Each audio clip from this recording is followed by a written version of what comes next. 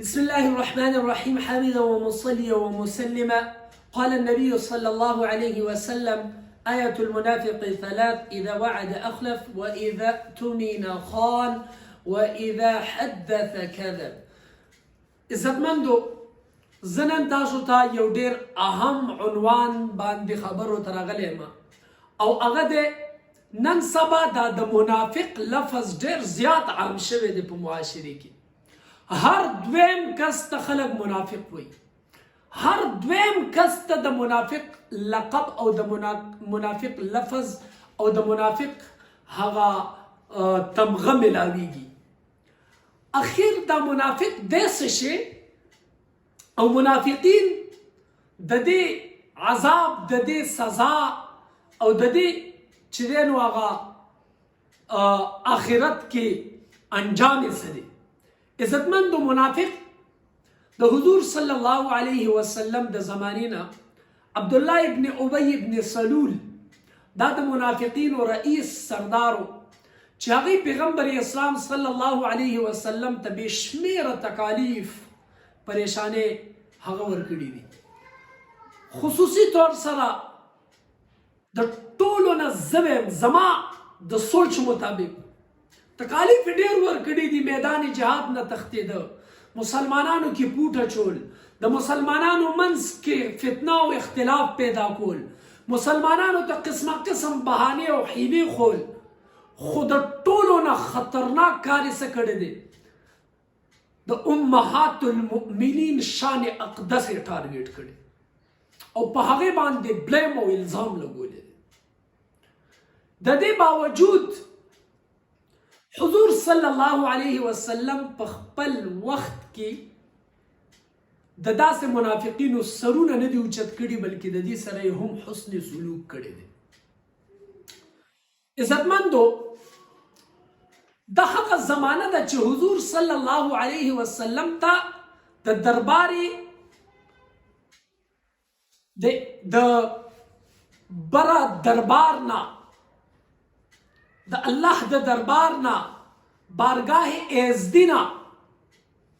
حضور صلی الله علیه وسلم ته باقاعده طور سره د منافقینو نشاندهی شوی وه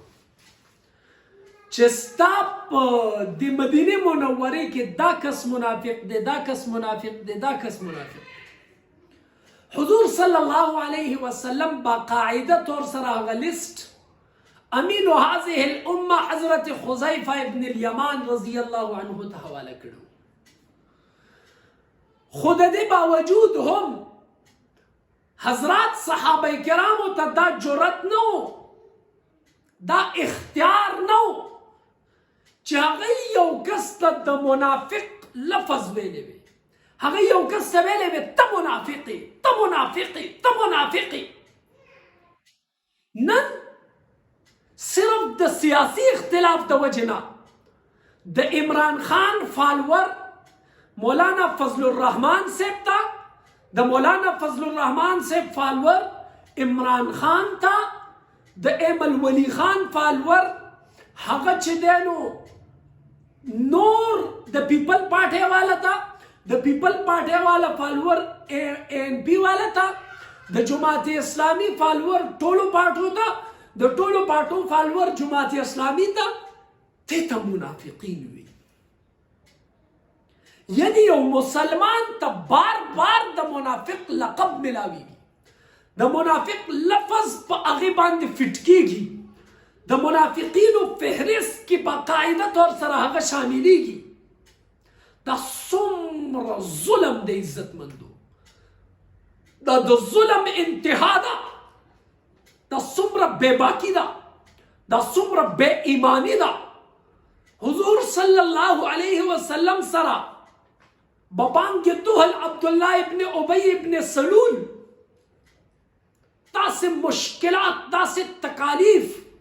داسې خطرناک حالات دا پیدا کوي، خو د هغې باوجود مسلمانان امت عبدالله ابن ابی ابن سلول ته منافق نه وي. ولې؟ د اسلام فلسفه دا نه ده، د اسلام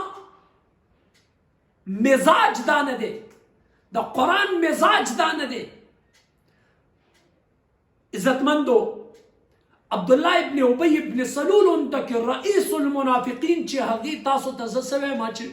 ډېر ګنده حرکتونه د پیغمبر اسلام د شان خلاف،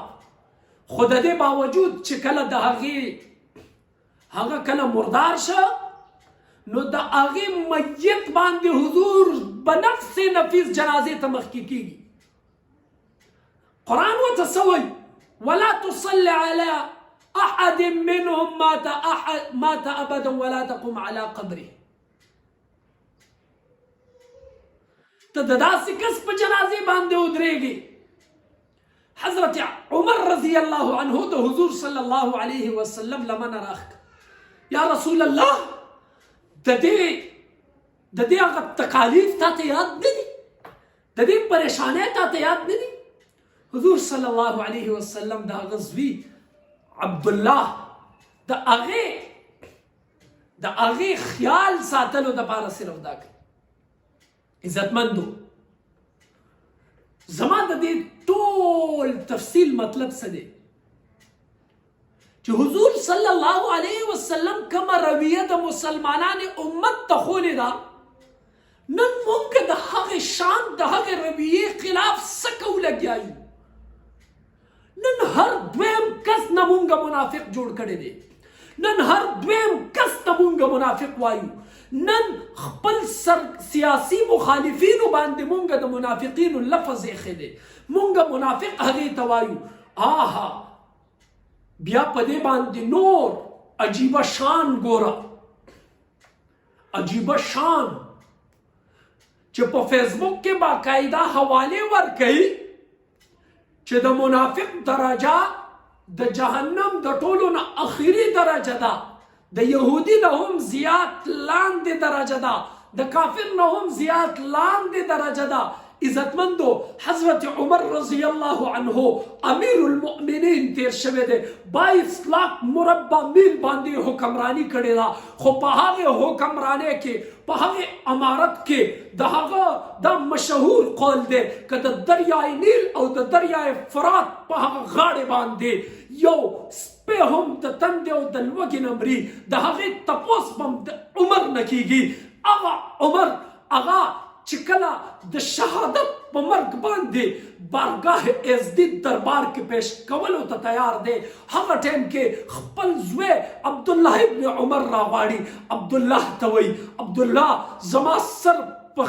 کته باندې په ځمکه باندې کېده او لاړ شه حذیفه ابن الیمان راوغواړه. حذیفه ابن الیمان راځي، حذیفه ابن الیمان ته وایي ای حذیفه زما شان دا دی چې ما ته ډاکټرانو ووایي، ما ته حکیمانو ووایي ستا خوراک ستانه په خېټې باندې لاړه، دغه شانتې دنه فارغ شو، دغه شانتې دنه راووته، د دې د وجې نه ستا زندګۍ کې دومره وخت نشته دی، زه ستانه تپوس کوم ای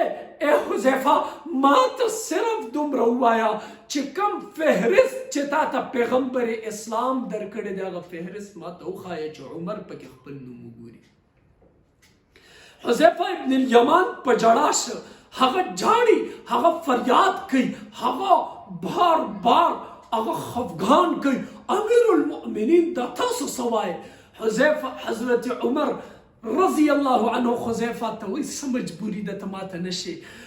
حضرت حذیفه ورته وایي ای امیر المؤمنین دا امانت دی، دا د حضور امانت دی، دا زه چاته نشم ښولی. حضرت عمر ورته په جواب کې وایي صرف دومره راته ووایه چې د عمر نوم خو پکې نشته، دومره راته ووایه چې د عمر نوم خو پکې نشته. د هغه عمر چې کوم عمر اسلام راوړو نو توره یې راوښکه او کفارو ته یې وویل چا کې طاقت څوک خپل میندې هغه بې آسرې پاتې کېدل غواړي، خپلې ښځې بیوه کول غواړي، خپل بچي یتیمانان کول غواړي، هغه د روزي د عمر لاره دې بنده کړي. هغه عمر چې کله وفات کېږي نو د امین هذه الامه نه سوال کوي آیا د عمر نوم خو په هغه منافقینو کې نشته؟ عزتمندو دا دومره خفیه سیز دی او منافق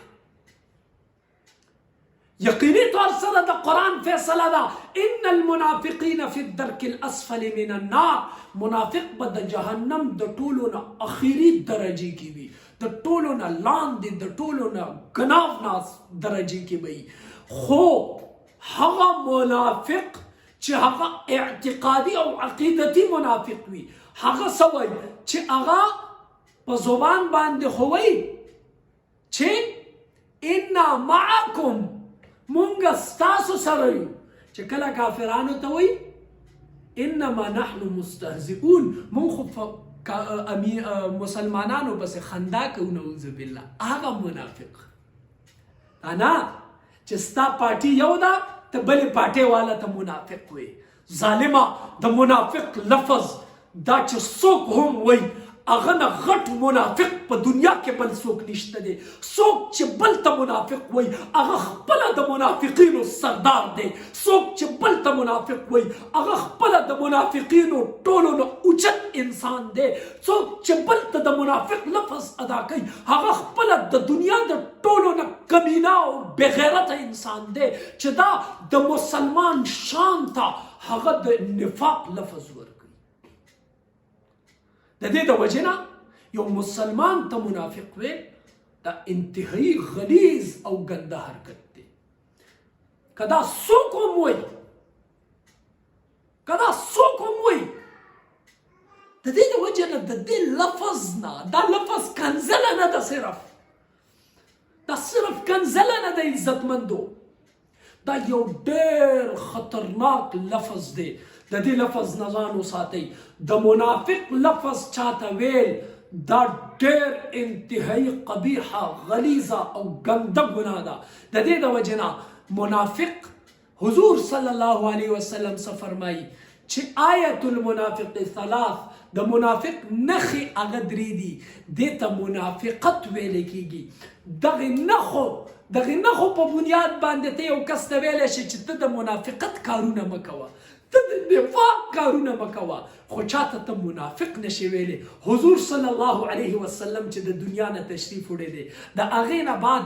اوس چا سره دا اختیار نشته دی چې هغه چاته منافق وي ځکه چې اعتقادي منافق دروازه بنده شوې ده اوس صرف او صرف عملی طور سره په عملی توګه باندې د عمل په بنیاد باندې که څوک یو کس ته ویلی وایي چې یاره تا کې د منافقت نښې دي نو دا هم خطرناکه خبره ده خو بیا هم دې لفظ کې څه ناڅه وسعت شته دی خو چاته براه راست منافق ویل دا انتهایی ظلم دی انتهایی زیاتی دی انتهایی ناانصافي ده زما عزتمندو درخواست کوم چې صرف د مخالفت په بنیاد باندې چاته منافق مو وایي د دې لفظ نه راوځئ اسلام راولئ